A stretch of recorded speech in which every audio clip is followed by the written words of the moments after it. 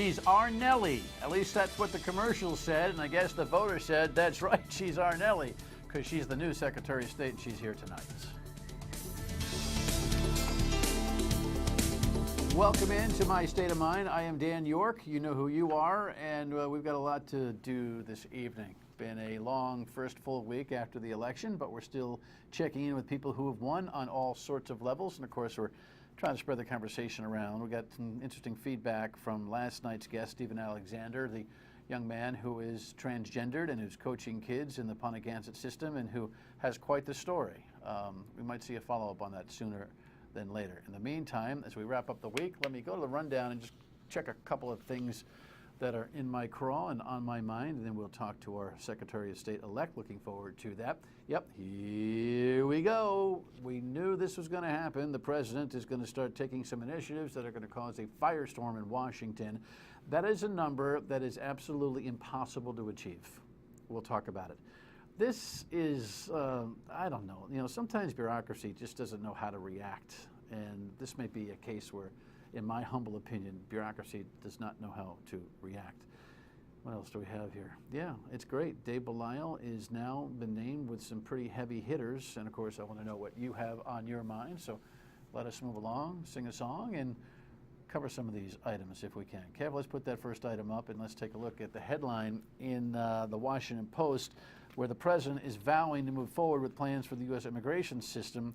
Look, we have had stalemate on immigration for all too long in Washington. The president believes that he's got the executive power to make some orders here, which will affect as many as 5 million of the reported, 14, 15 million illegal immigrants, illegal aliens, undocumented citizens. There's a different way to say it no matter what your perspective. We might have a little constitutional battle here, but it looks like the president's up for it. Take a look. If, in fact, Congress failed to act, I would use all the lawful authority that I possess to try to make the system work better. And that's going to happen. The president plans to use his executive powers to shield 5 million undocumented immigrants working in the U.S. from deportation. Republicans say they'll fight him. Our goal here is to stop the president from violating his own oath of office and violating the Constitution. A senior White House official says the president could announce his action as early as next week. And if that happens, it will be predictable. The president was trying to hide for cover some of the Democrats in the general election last week, right? So he didn't make any moves on this. But now that that's all said and done, and it's been somewhat Armageddon for the Democrats in this go-around, he's a little carefree. He's got 2 years to show that he can make some moves. It's very political. It also puts the Republicans on their heels a little bit, because if they go for a government shutdown, that's not going to bode well for them. And the immigration conversation could end up being so caustic that it causes Republicans some problems in the next 2016 election. There's all about politics engaging the pulse. Let's remind everybody that we're not shipping any illegal immigrants out of this country. Like, forget it. So the word amnesty, while it's uncomfortable for a lot, you better get used to it. We need a deal. We need a deal. We need to put people to work. We need to calm this storm. We need to secure the borders. We need to do all those things. But the idea that the executive orders could save 5 million folks in different categories from having to be deported out, guess what? They weren't being deported anyway, in case you were scoring at home, and they won't be. There's no yellow school bus picking up 14 million people, sending them back to Mexico, Guatemala, and everywhere else they might come from. So you got to know that. All right, next item here. This is ridiculous. 98%? Really? Did you see the headline? Teacher evaluations belie results for students.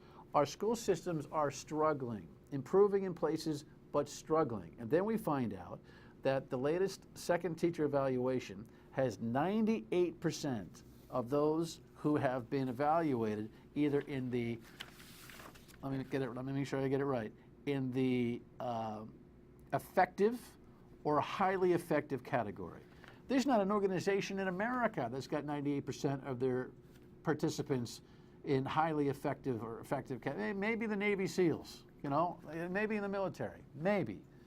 So this whole thing is ridiculous. The psychology of it is interesting and stunning in some ways. Principals are having a hard time evaluating teachers on any kind of tough guideline.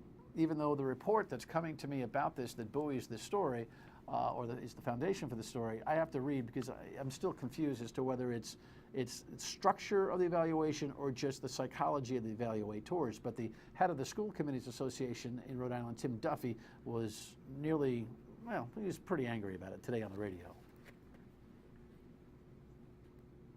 This system isn't just this; it's not working.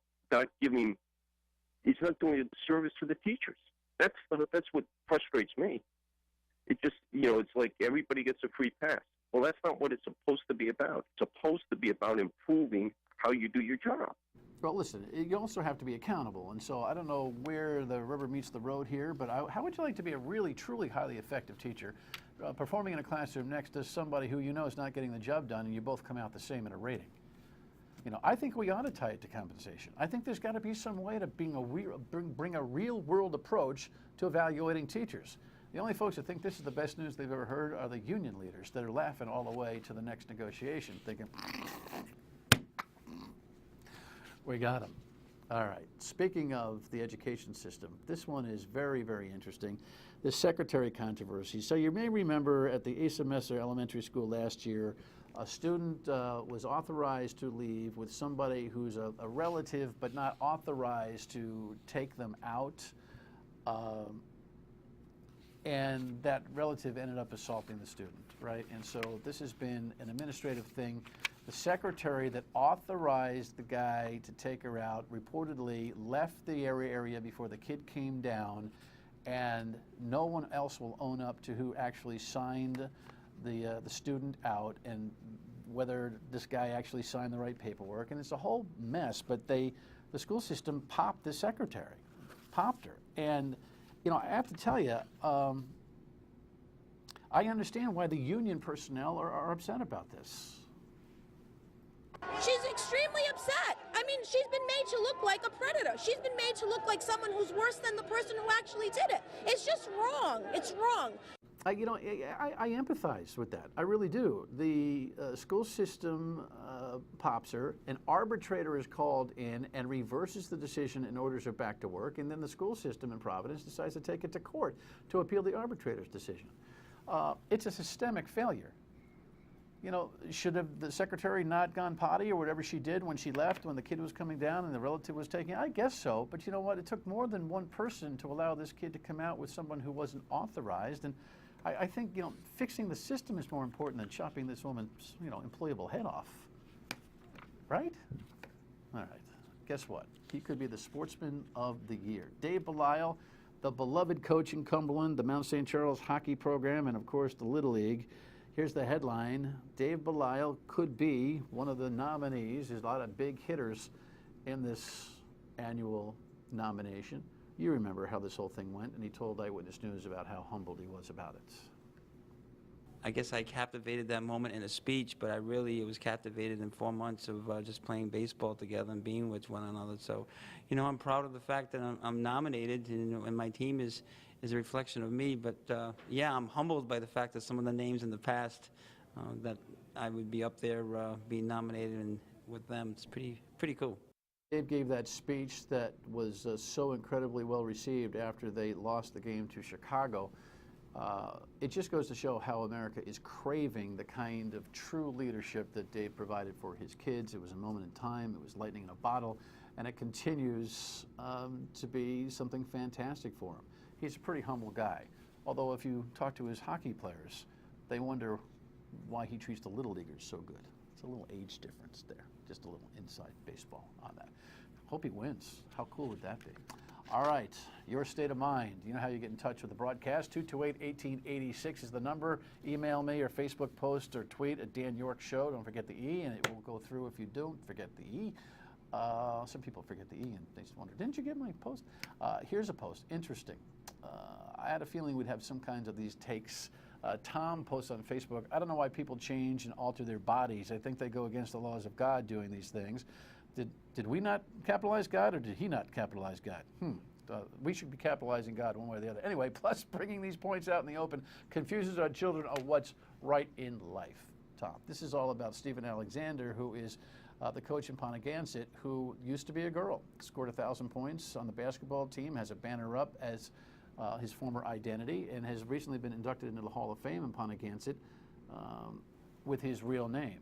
It's a very compelling story, and you know, I got to tell you something.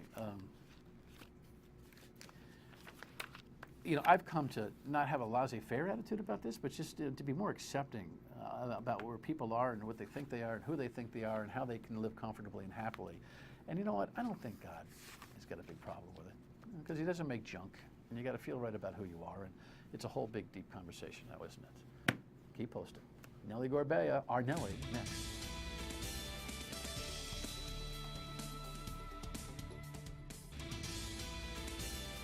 All right, so here's the headline.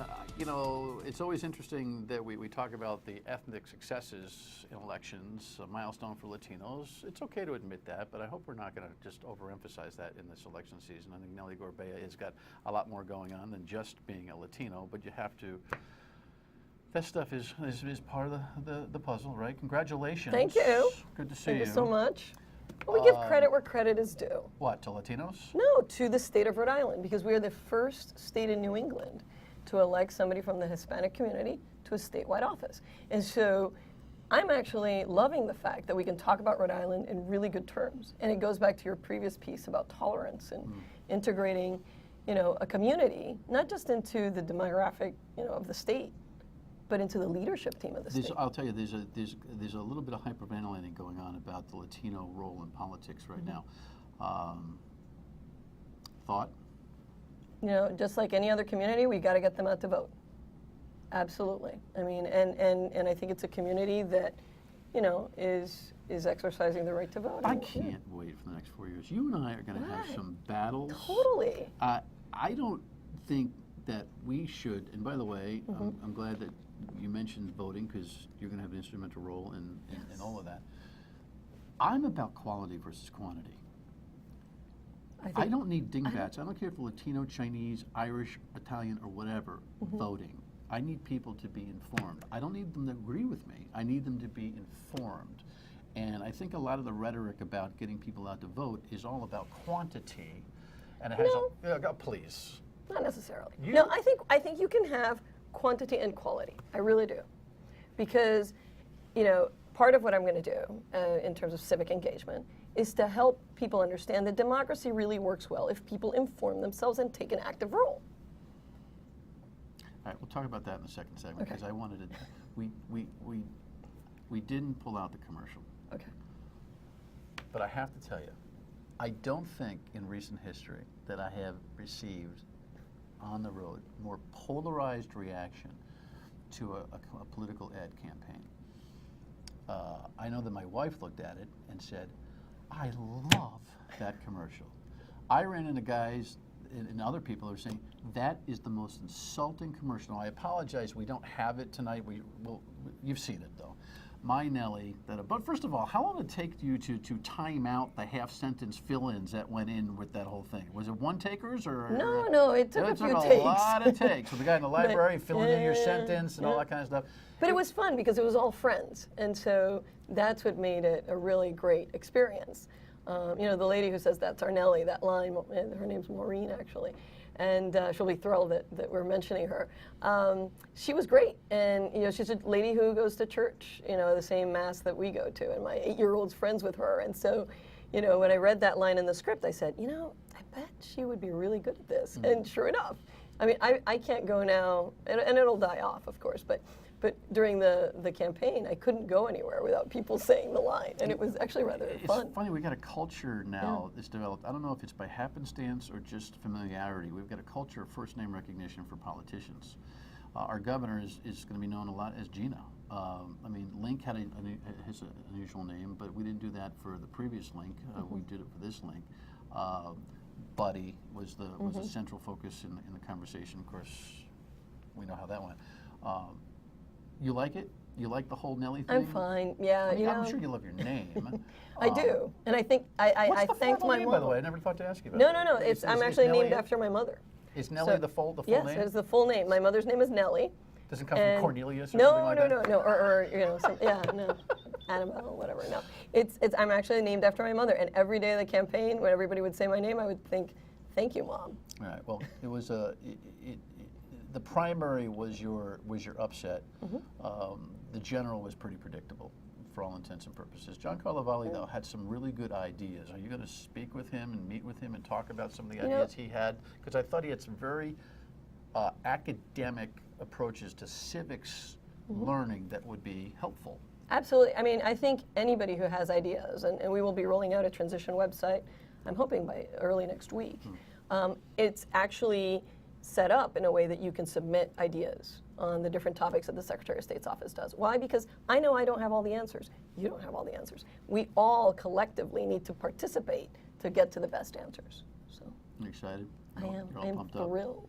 You know, I've waited a year and a half to do this job, and it's just, I'm reading statutes at night and dreaming big things and going for change. Big Friday night out. Let's hang out with Nellie and read some statutes. When we come back, the elephant in the room is voter ID.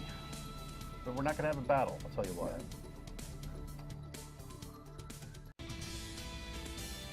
All right, so one of the things that you're known for is your, well, you characterize it, an evaluation of the current voter ID law? That is correct. A charge against the... No. I have said that while I have concerns about how the photo ID law was passed, I do want to look at what the effect is. And in fact, just for you, because I know you're a man of great interest in this topic, I brought you the General Accountability Office. It's a nonpartisan office. They did a study on voter ID. This is the hot off the press report on the impact of photo and voter ID laws across the country. I'm still getting through it myself, but it's really interesting. Well, there's some pictures at least, right? Like there's graphs. Okay. There's graphs. But no, Rhode Island is not in it because ours is fairly new. But I would hope that we would look at data and look at what the impact is. If I'm wrong, hey, let's leave it the way it is. Okay, well, I think there's an already softening in your tone about this already, yes? It's Yes. always been the same. Well, here's the thing. The question was, would I support a repeal?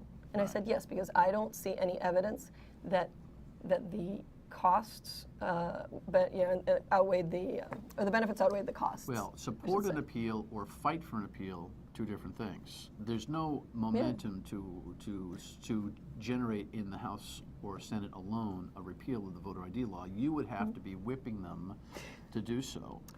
Never. So? No, what I would need to do is to form a compelling argument because of evidence that there's a problem here. Agreed with that. What I think I will get more support for, however, will be cleaning up the voter rolls, which absolutely has to happen. That came out during the election.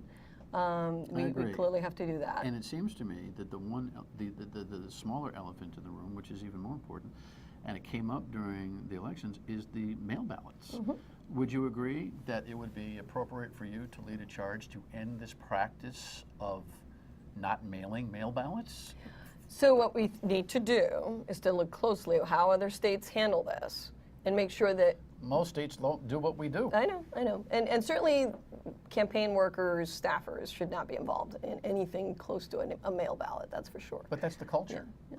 Well, that's part of what that's part of what the electors in this election voted for was change, right? So we have to change the culture. I'm not sure about that. Did they? They did. They said no to a constitutional convention. Did that surprise you? No, actually it didn't. Because I don't think there's no silver bullet in that, the Constitutional Convention was not going to solve all problems. No, but it gave us a chance to operate out of the box and change the rules of the road of the government that makes the rules of the road. Depends on who's in the room and a lot of other things. I think I happened to say. Did you vote no on the Constitutional Convention? I voted no. I thought it could do more harm than good. However, I think that we can do a lot within the current frameworks to change the way government works. Well, this is why I ran. My guess is that you will apply your high acumen to this seriously and look at the mail ballot thing, and because I think people get all excited about the vote about the picture thing. I think we have less problems with the picture thing. Instinctively, I know we have less problems with the picture thing than we do people muscling mail ballots out of the arms of people, in nursing homes and in homeless shelters and all that kind of stuff. So I would imagine that you and I look forward to working upon that one, right? Yes, with the General Assembly, with the local boards of canvassers, with the Board of Elections. we're going to work together on this. And you can raise some holy hell in the General Assembly, because I'm not sure the Speaker was on your team, correct? So Well, actually, the Speaker and I have a very cordial relationship. he's a very cordial guy. It doesn't mean he was on your team. So you can. He was on the and for the general election. In the Was general definitely election, not in the primary. That's okay. Primaries are okay. primaries. General election is general election. All right. Your day one initiative will be? It will be to bring the change that Rhode Islanders want, to make sure that we make it easy for businesses to start and thrive, to make sure that our election systems is top notch. We need some new voter equipment. The one that we have is over 20 years old and quickly falling apart.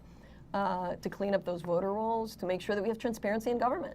It's absolutely critical that people restore their trust in government. And the only way we do that is to make it easy for them to see what government is up to and who's meeting with government and what's happening in the State House. All right, give me 10 seconds of what that means. What will be evidence of new transparency, real quick? So that more Rhode Islanders understand what is the process. Well, what do they do? They'll go to a So place they'll go to okay. they'll go to the website. They'll be able to ask questions, get answers quickly, and be able to inform themselves as to what's happening. They'll be able to see what are the top bills that lobbyists are after. Now, listen, enjoy your Friday night reading statutes and No, that's for you. Oh, thanks. Congratulations. Thank you. Stay with us. I'm still arguing with Nellie about some stuff. I got reading to do, a whole bunch of stuff, but I want to remind you that, guess what? It's the winter sports season, and so the college basketball and hockey teams are up and ready. As you watch this, I'm calling the URI game. The magic of television, pre-recorded. But go out and see PC and URI this weekend, Friday, Sunday, blah, blah, blah. Brown, Bryant, of course, the hockey's going. It's a great time of year, and you can forget all about this political stuff, at least for a few minutes. And go see Dumb and Dumber 2. I'm told it's really funny. I haven't seen the first one, so I got to catch up. I'll see you Monday on the radio at noon and back here at 7:30 Monday. Have a great week.